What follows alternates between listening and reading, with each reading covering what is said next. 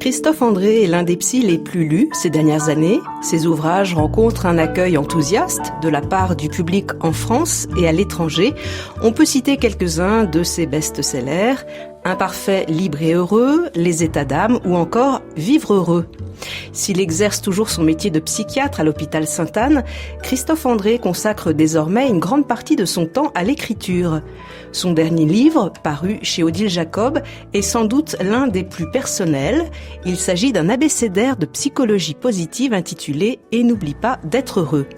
Ce livre de près de 400 pages regorge de petites histoires vécues, de pensées, de citations, une sorte d'inventaire à la Prévert dont on ressort ragaillardi. Christophe André, bonjour. Bonjour. Page 219, vous dites que vous n'êtes pas doué pour le bonheur. Ce livre, c'est d'abord pour vous que vous l'avez écrit ? On pourrait dire ça, oui. Enfin, c'est pas seulement pour moi. Si c'était seulement pour moi, j'aurais pas écrit un vrai livre. Je me serais contenté des notes que je prends régulièrement. La mise en forme de tout ça demande beaucoup de travail, et donc non, c'est aussi surtout bien sûr pour mes lecteurs. Mais c'est vrai que je me suis mis un peu plus en avant que les autres fois. Pour une raison simple, c'est pas du narcissisme qui sera apparu sur le tard, mais c'est parce qu'il me semblait que c'était plus pédagogique, qu'au fond, le fait de raconter mes propres efforts, moi qui ne suis pas très doué, précisément, comme vous venez de le dire, pour le bonheur, me semblait pouvoir être utile à mes lecteurs. Mais il y a une sorte de paradoxe quand même en Occident. On n'a jamais eu autant de moyens, il y a des loisirs, beaucoup de personnes ont du travail, même si beaucoup aussi en recherche, et on a l'impression que les gens ne sont pas heureux, recherchent justement un sens. Oui, il y a une déconnexion entre les satisfactions des besoins matériels, de certains besoins matériels, et puis le sentiment d'avoir une vie heureuse. C'est-à-dire que ce que montre notre société, qui est une société d'hyperconsommation, où la plupart d'entre nous, en tout cas effectivement, tout le monde n'a pas, je sais pas s'il faut appeler ça une chance, mais n'a pas cette possibilité, mais la plupart d'entre nous sommes des vénards. D'abord, nous vivons en démocratie, nous avons accès en gros quand même, à des offres de santé, d'éducation, à la paix. Notre pays n'est pas en guerre, nous avons tous, la plupart d'entre nous, à manger, de quoi nous loger, donc nous devrions être très heureux. Très très heureux avec tout ça, puisque ce sont les recettes que prônait le philosophe grec, Épicure, qui disait voilà, avoir à manger, avoir un toit, avoir des amis avec qui parler, que demander de plus? Mais nous ne sommes pas forcément suffisamment heureux avec ça, parce que nous ne sommes pas sages sans doute, parce que nous courons après des fausses pistes de bonheur et nous perdons en chemin. Nous allons égrener avec vous cet abécédaire. On va pas tout dire parce qu'il y a énormément de mots. Je commence par A, abondance. Oui. On parlait justement de cette société d'abondance qui, paradoxalement, génère des dépressifs. Vous le dites dans le livre. Oui, c'est un grand paradoxe, mais il est en partie compréhensible. C'est-à-dire que d'une part, le trop n'est pas le mieux. Quand j'ai à manger, c'est bien. Quand j'ai trop à manger et que je me goinfre, ça n'est pas bien du tout. Et globalement, nos sociétés souffrent beaucoup plus de maladies de pléthore que de maladies de carence. Ce qu'on appelle les maladies de pléthore, c'est les maladies du trop. Alors, on en parlait pour la nourriture. C'est vrai que nous mangeons trop et mal en plus, trop sucré, trop salé, etc., etc. Nous avons trop de choses, nous avons trop d'informations, de distractions qui nous submergent, trop de choix à accomplir, et au fond, ça fait de nous des sortes d'enfants gâtés, un peu repus, un peu tristounés, qui ne sont pas si heureux que ça. Donc effectivement, très souvent, l'abondance, sauf si c'est l'abondance d'amour, et encore même être trop aimé, tout le temps aimé, on peut se demander si ça nous rendrait plus heureux, mais en tout cas, l'abondance, paradoxalement, ne rend pas plus heureux. Il faut avoir nos besoins fondamentaux satisfaits en suffisance, mais pas en excès.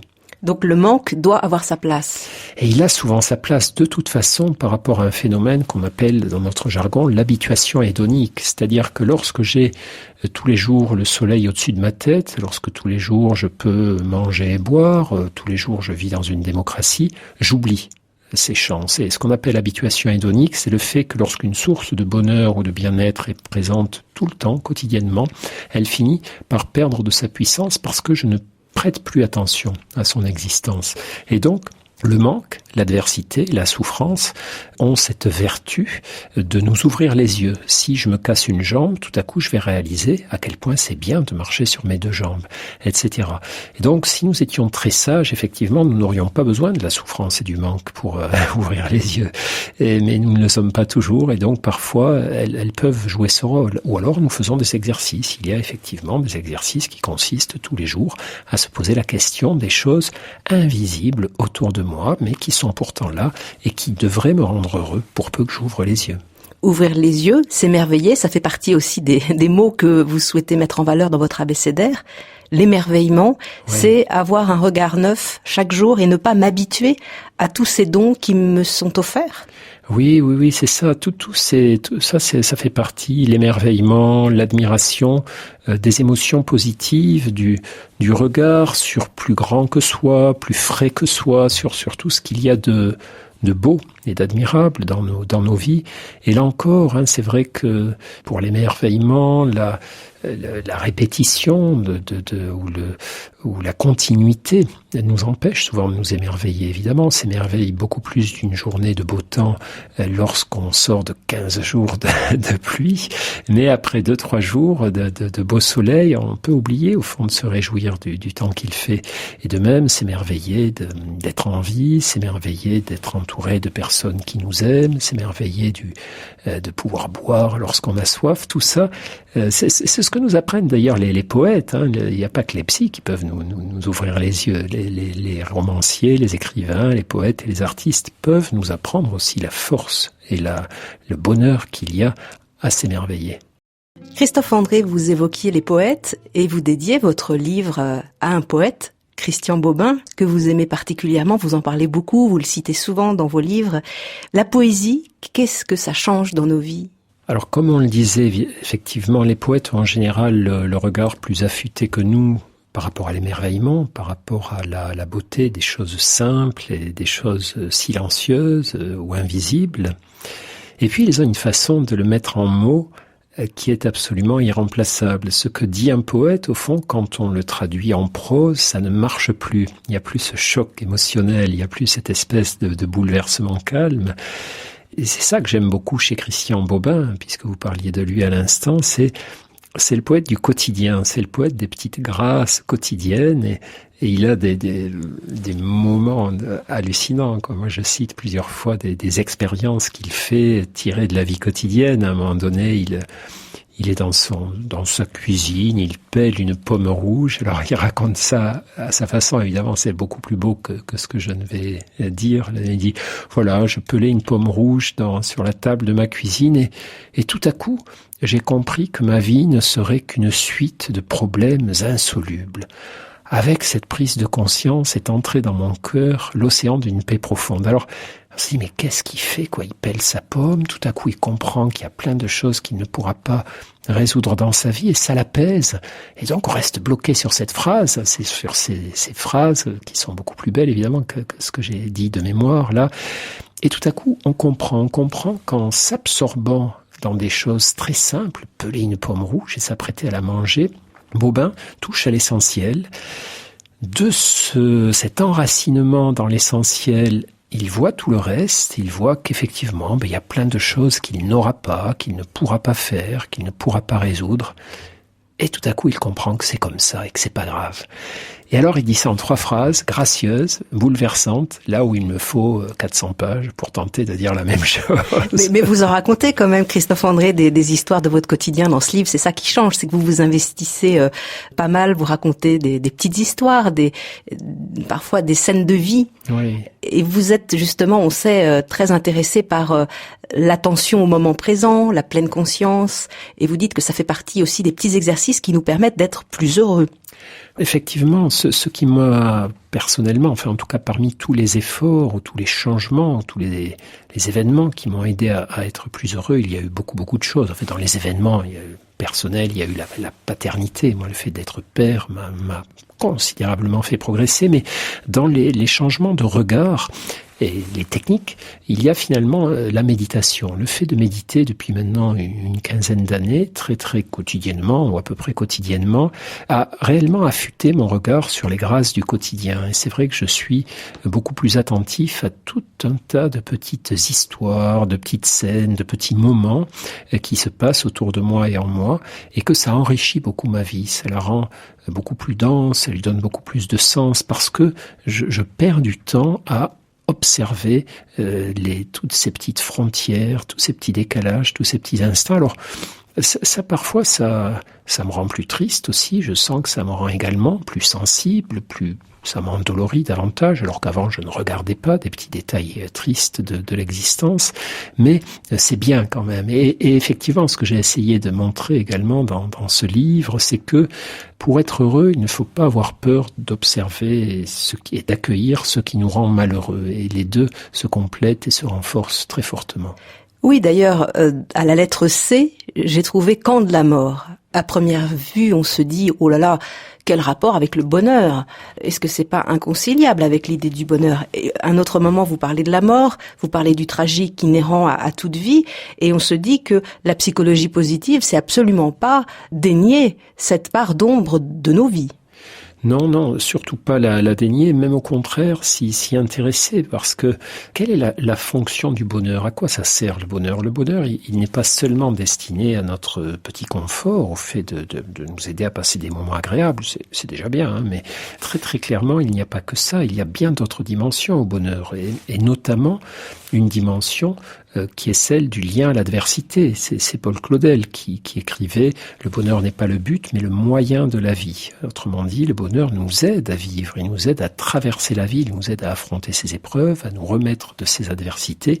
Et sans lui, eh bien notre vie serait épouvantable. Ce serait la vie que traversent les personnes déprimées. Les personnes déprimées ne peuvent pas ressentir de bonheur, et donc elles ne voient de la vie que le côté sombre. Elles voient que vivre, c'est souffrir, être malade et puis mourir. Et c'est vrai que c'est ça la vie, mais c'est aussi tout un tas d'autres choses que le bonheur nous aide à voir, que le bonheur nous apporte, que le bonheur nous offre.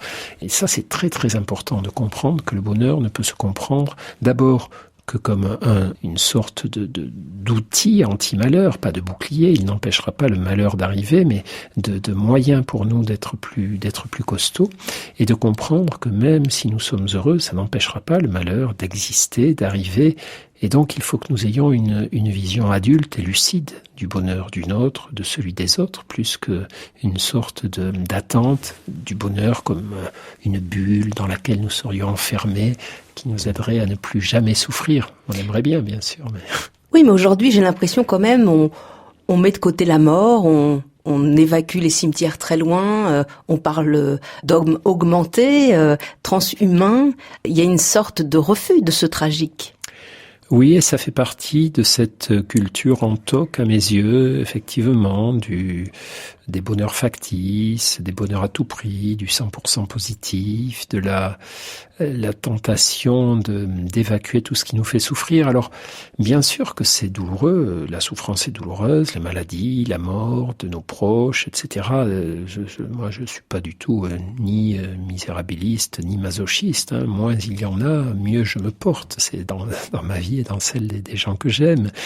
Mais c'est quand même quelque chose, moi, qui m'obsède. Il me semble qu'on est d'autant plus heureux et capable de ressentir des bonheurs d'autant plus forts qu'on est capable aussi de contempler la perspective de notre propre mort, qu'on est capable d'affronter l'adversité, de venir au secours de la souffrance. Et je pense que côtoyer ce qui ne va pas dans cette vie ne doit pas être quelque chose qui nous déprime et qui nous empêche d'être heureux, mais que nous devons le faire, et que pour cela nous avons besoin de la force du bonheur. Et souvent d'ailleurs, quand on regarde les vies des saints, finalement, beaucoup, pas tous, mais beaucoup d'entre eux sont des joyeux. Ils sont heureux d'aider l'humanité, ils sont heureux de faire ce qu'ils ont à faire, même si parfois c'est pas des choses très drôles, mais ils sont poussés par la joie ou par le bonheur. Après, on peut rentrer dans des définitions très techniques, mais ils ne font pas ça en ronchonnant ou en se lamentant. Ils sont heureux de faire ce qu'ils font.